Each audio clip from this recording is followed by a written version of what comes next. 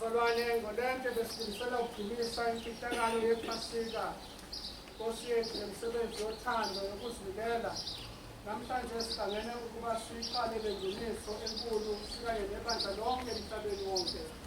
uKristu ngene emzini wakhe ukuze afeze umsebenzi wakhe wokusisindisa ngokuhlupheka, afe, abuye avuke.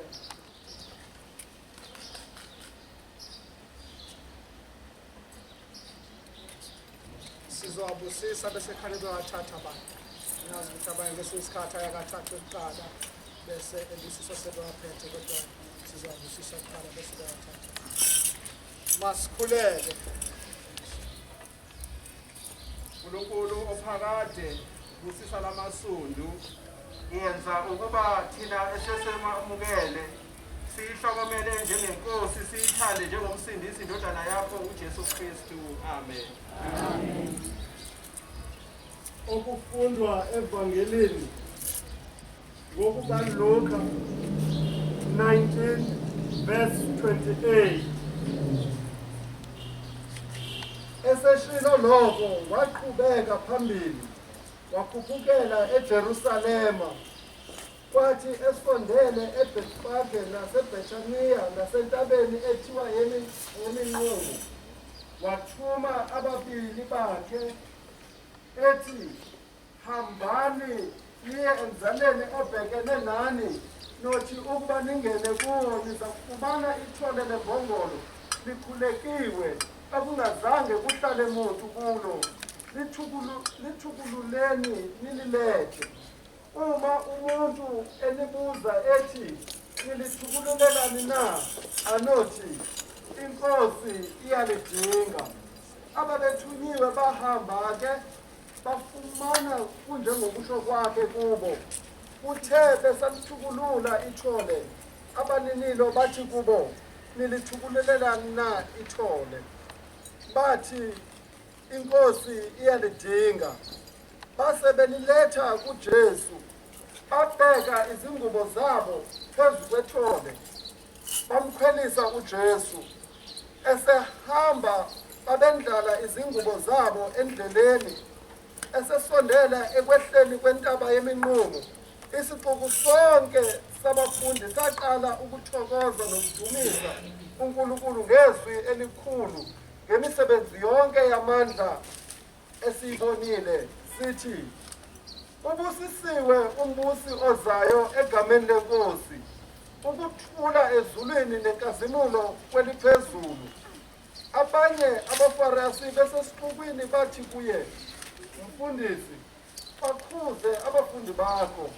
Waphendula wathi, ngithi kini, uma bethula laba, amatshe azakumemeza. Livangeli likaKristu leli.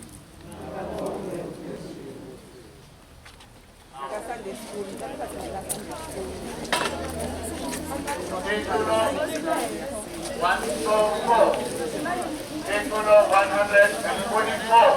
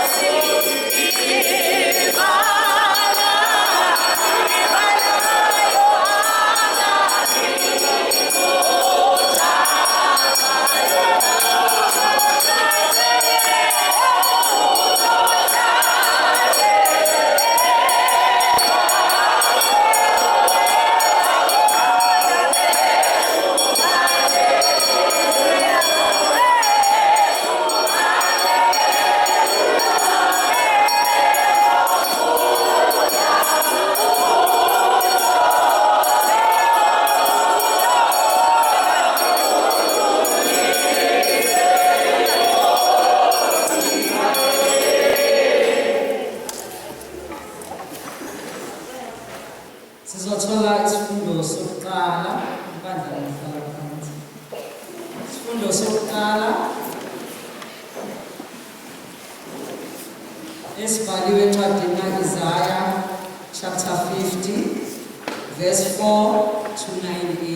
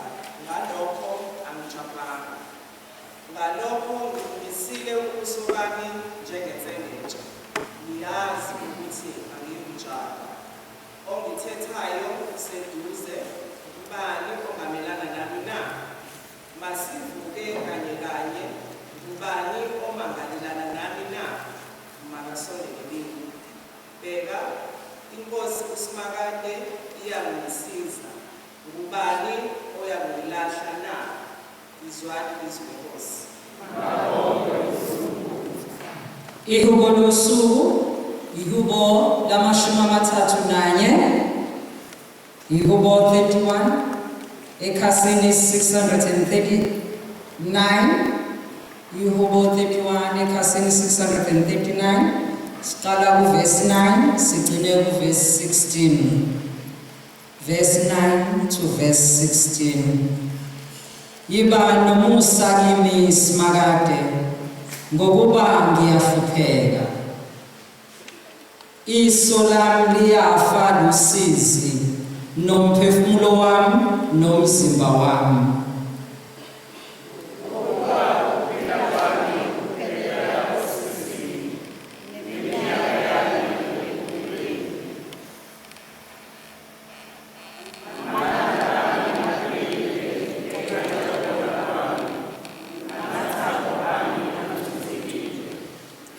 Sengaba yisicumulo ngenxa yezitha zami, ikakhulu kwakubakhelene nami.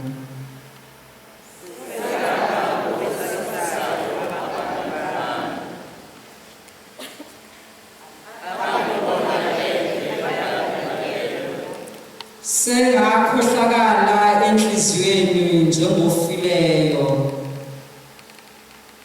njengesitsha esifileyo.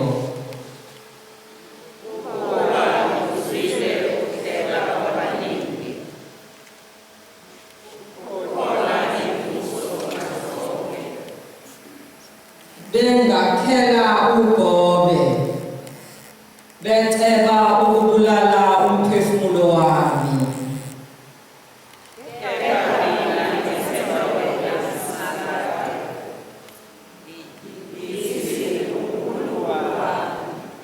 Sothola isifundo sesibili, Philippians chapter 2 verse 5 to 11.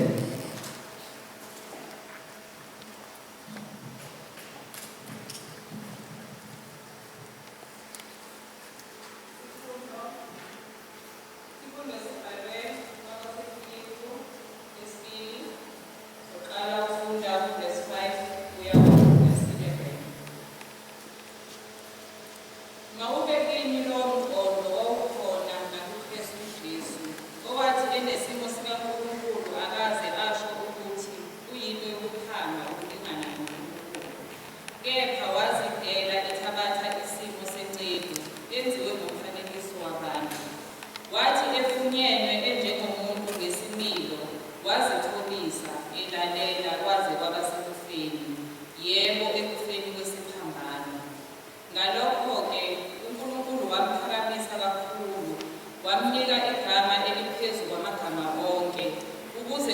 ngegama likaJesu amadolo onke aguqe, awabasezulwini nawabasemhlabeni nawabangaphansi komhlaba, nezilimi zonke zivume ukuthi uJesu Kristu uyinkosi, kube yinkazimulo kuNkulunkulu uyise. Izwani isifundo. Itulo 147. Itulo 147. House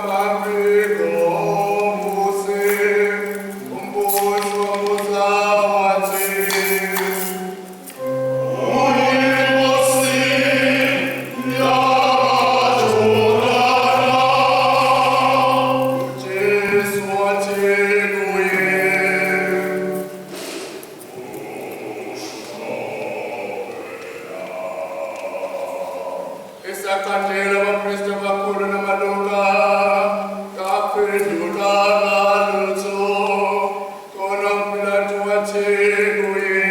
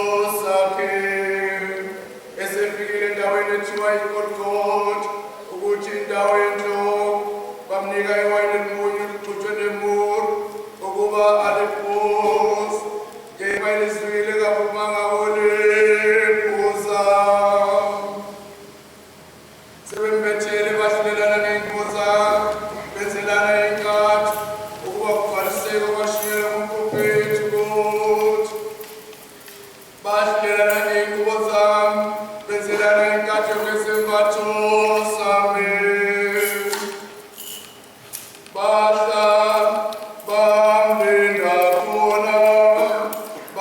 phezu kwekhanda lakhe incwadi eqala yakhe yokuthi lo unguJesu inkosi yamaJuda. Babethela kanye nabaphanga babili, omunye kwesokunene omunye kwesokhohlo, abadlulayo bamthuka bamxeguza amakhanda bethi,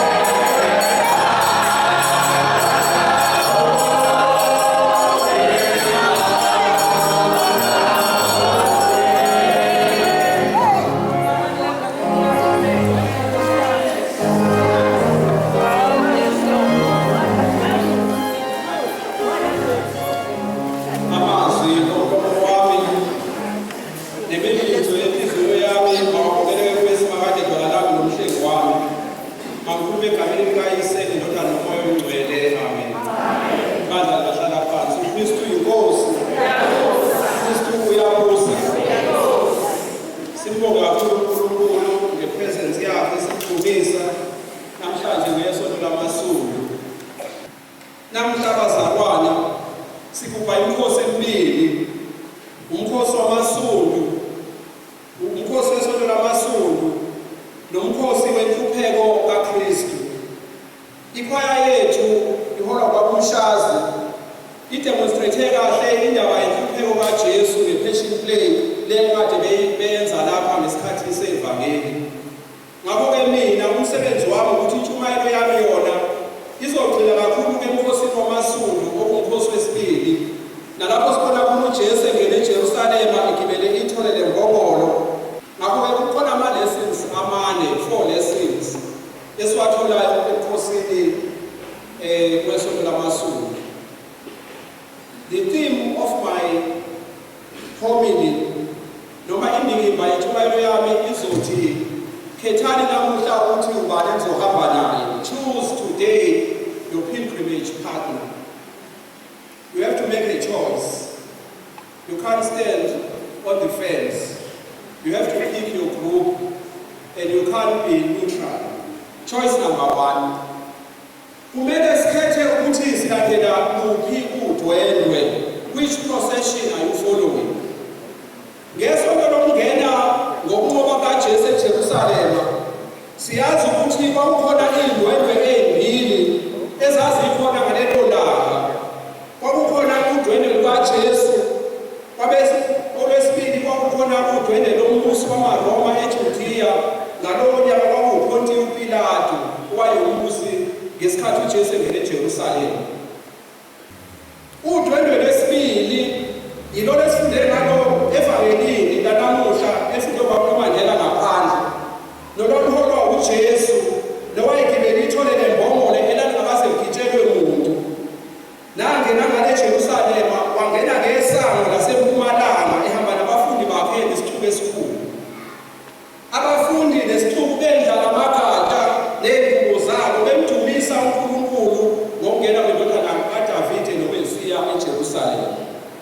Ngakho-ke bazalwane, sifunda ukuthi kule ndaba nalolu dwendwe nalezi ndwendwe ezimbili kumele ukuthi uyikhethele wena ukuthi uhamba naluphi udwendwe empilweni yakho. Ungaba usahamba njengomuntu wasezweni osodwendweni likaPilato, noma uhamba nodwendwe lukaJesu noyisango lokungena ezulwini na. Okokuqala okubalulekile lapha ukuthi akusiyo nje i-coincidence ukuthi uPilato ungena ngesango sentshonalanga noJesu ungena ngesango sempumalanga. It is significant ngoba traditionally amabandla akhiwayo i-altar yayivamise ukuthi ibe ngasempumalanga, and there was a reason for that. It was talking about resurrection of Jesus.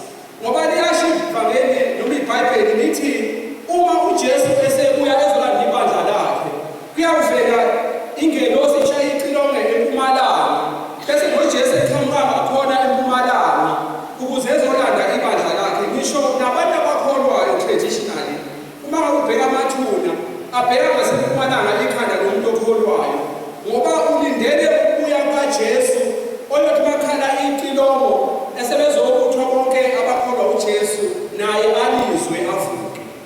Ngakho-ke uyadicide nje usaphila emhlabeni. Akusizi ukuthi umuntu esaphila emhlabeni ayishalazele indaba yokukholwa noma abe yi-part-time Christian angakwenzi lokho ofunwa uNkulunkulu. Bese kuthi mangabe seshonile bese cabanga ukuthi umfundisi uNkomonde noButhelezi noma nje abazokwenza ama-miracles bakuthathe bakubelise iJordani ungene ezulwini. Ukwenza useka emhlabeni. Choice number 2. Kumele ukuthi ukhethe ukuthi ugibela siphi isilwane. Which animal are you going to ride? Is it a donkey or is it a horse? Le ndaba bazalwane ikhuluma ngesithelo sikamoya, isithelo sokuzithoba, humility. Umpostoli Paul ukhuluma ngaso kwabaseGalatia chapter 5 verse 22. Yiyo futhi le nkonzo bazalwane yentobeko. Nakhuluma ngawo uPaul mofunda isifundo sanamhlanje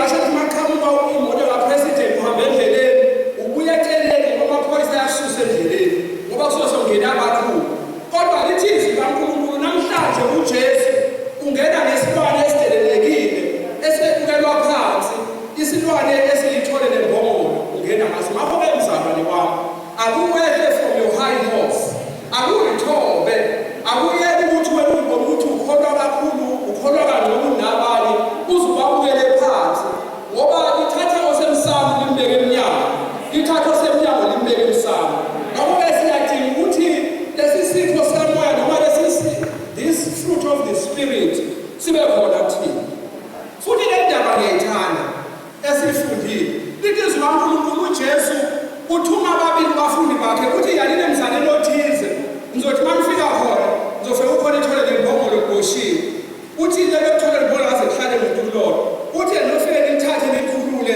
nililethe kumina uthi kodwa they are going to be protests from people abathanda leli thole mzalwane wami isho ukuthi le ndaba isho ukuthi mina nawe there will come a day soon and very soon or after 50 years lapho khona uzothi enda uvelelwe i-car accident noma ugula mhlawumbe uye kudokotela athi udokotela una-stage 4 cancer une-pancreatic cancer asekho lutho kungenzeka ufike ulale esibhedlela uthi usulele esibhedlela ugule asho udokotela athi una 3 months to live usuhlezi lapho leso sibhedlela mhlawumbe ube ne-accident umbulwe mbeso uJesu ayithumele ingelosi zakhe ngoba ziyathunyelwa ingelosi empilweni yomuntu intambo it represents ukugula intambo it represents an accident uthi usulele loyo mbhede zifike ingelosi bafike abantu bakini baphuleke baze babe blue in the face thina-ke esimisholo asazi kanjani babe blue bathandaze bathi inkosi ungamthathi kodwa zifike ingelosi zithi inkosi iyadinga msalane wami ukuze kuyeshiwo kuthiwa nginamabhadi ngoba khona izinto ofuneka yilungiswe kini engalungile be ready for Jesus ukuthi uma ifika usuku lwengelosi ubu-ready ukuthi inkosi here I am ngithatha uhambe nami ezulwini inkinga ehluphayo ukuthi sihamba sipensa emhlabeni sihambele phezulu sihambe kude noJesu kuthi uma kufika lezi nsuku umuntu aqala ubhema abanye abantu no wonke umuntu osewesifazane will go through the same gate ngakho na uzothulula isibopho uhamba nesibopho ngiyayibona nje ibopho umuntu nami isibopho esikumini uJesu uzofika azosithulula choice number 3 kumele ukhethe ukuthi ulandela muphi umbuso which kingdom are you following njengoba kade sengishilo bazalwane ngenhla kwakuney'ndwendwe ey'mbili olwaPilato nolukaJesu ababerepresenta imibuso emibili uPilato wayerepresenta umbuso wamaRoma nomunye wemibuso uSathane ayikhuluma ngawo mayiningi uJesu kuLuke chapter 4 verse 1 to 13 uma ngabe uJesu eninga uSathane uthi ngizokunika yonke le mbuso uma ngabe ukhuleka kumina kwakungumbuso wamaRoma was one of them uJesu yena wayerepresenta umbuso kaNkulunkulu lesifunda ngawo uJohane chapter 18 verse 36 ngesikhathi uJesu etshela uPilato akushilo lapha ekade benza i-passion play uthi uJesu mafunda uJohane umbuso wami awusibo walelizwe uma umbuso wami ungawalelizwe iy'khozi zami zaziyabulwa ukuba nginganikezelwa kwaJuda kepha alokhu umbuso wami awusibo wala bantu benkosi you are living you belong to the kingdom of God but you live in another kingdom you are like an ambassador you belong to the kingdom of heaven but uNkulunkulu has sent you as an ambassador to represent his kingdom la emhlabeni ngakho-ke awuyena omhlaba i-ambassador yithi uma ifika kwelinye izwe ishintshe yenze walelozwe irepresenta umbuso esuka kuwona kuthi noma kunjani irepresente umbuso kunzima ngakho-ke thina into esihlupha ngayo sinento sifika nje emhlabeni sikhona ama-credentials ethu okuthi sirepresenta muphi umbuso ngakho-ke nawe mzalwane wami ngifisa ukusho ukuthi namhlanje represent the kingdom of God ngokweqiniso ungafani nje nomuntu uthi uyi-representative yombuso wase-America e-Afrika South Africa, ugcina ungasenzi njengama-Americans.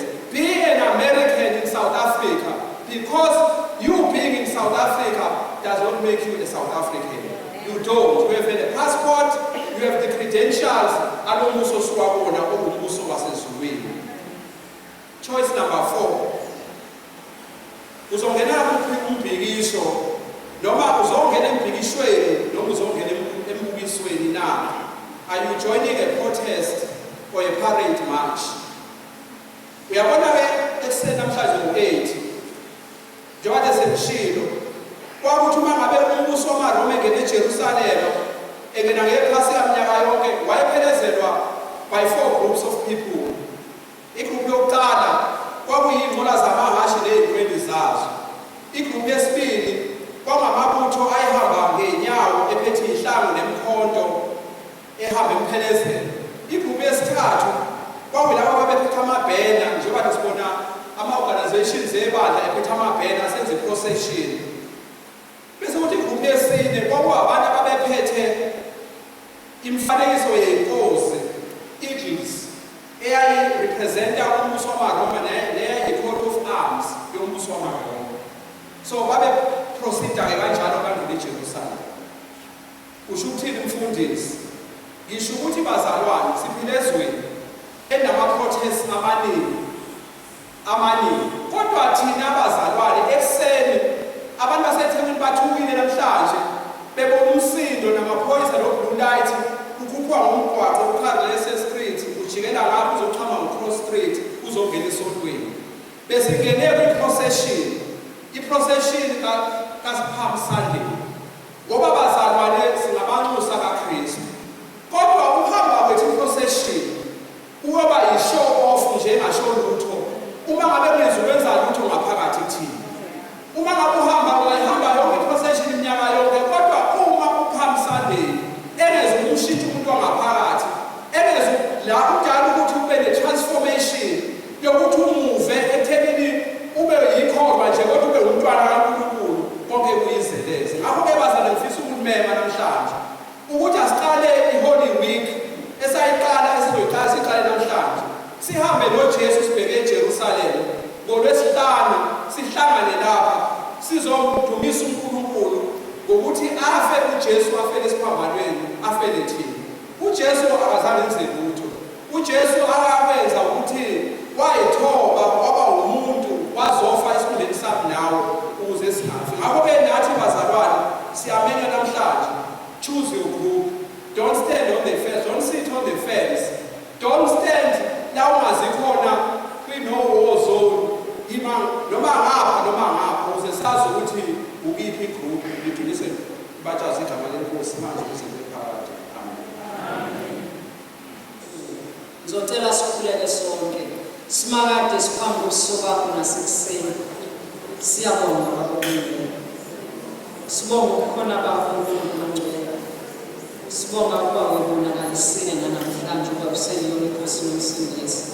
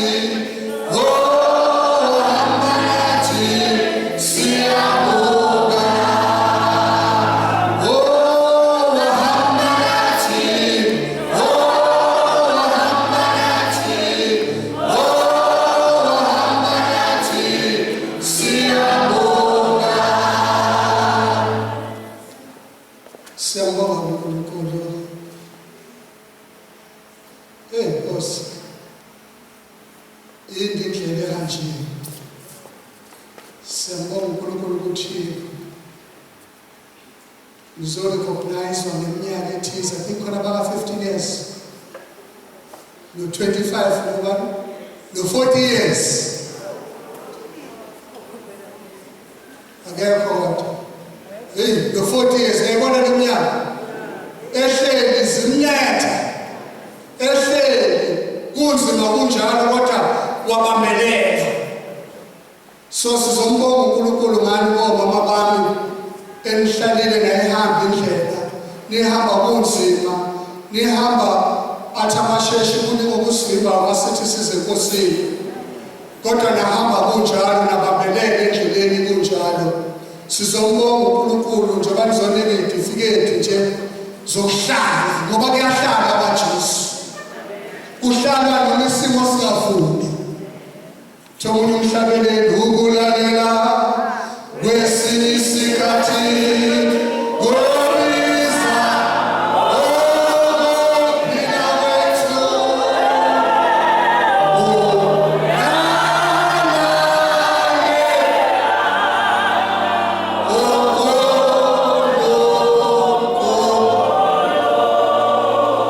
uthuma uhamba uyomukela isiza kwaze kade zahlala ezinye ingasabona emehlweni. Kuthuma kungena umfundisi athi viona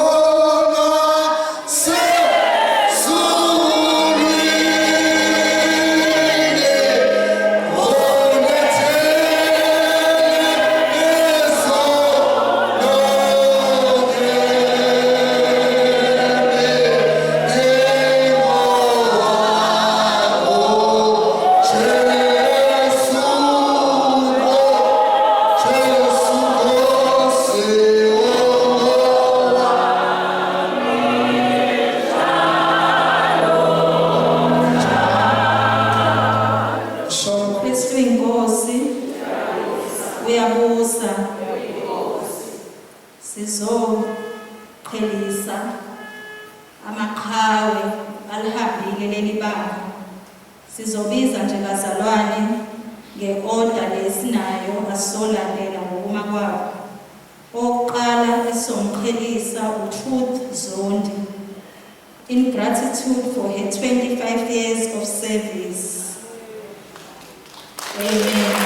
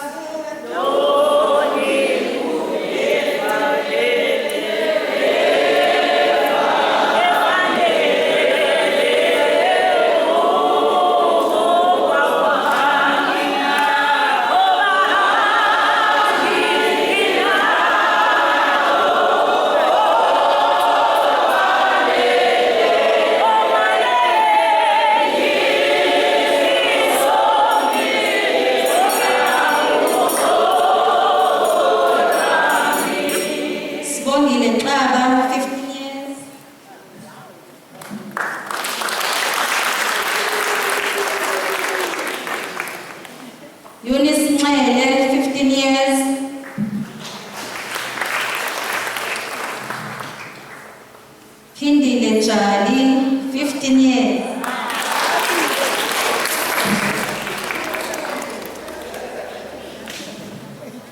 Mano Duma 15 years.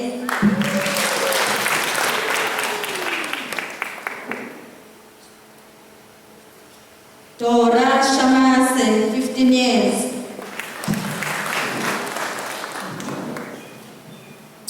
Gladys Mahlangu 15 years. Iris Cele 15 years.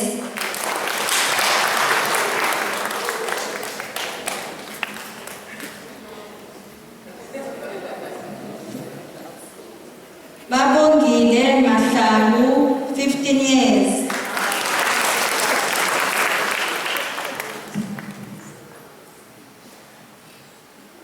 Thandiwe Zondi 15 years.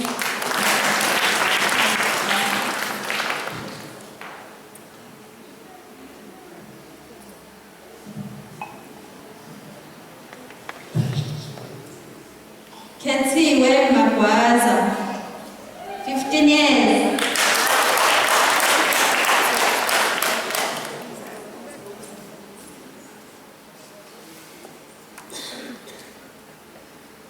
Nomalanga Mkhize, 15 years.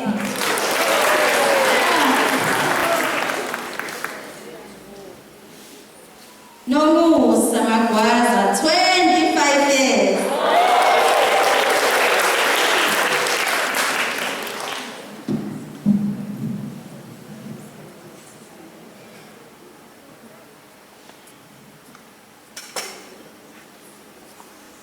Thembile Shabangu, 40 years.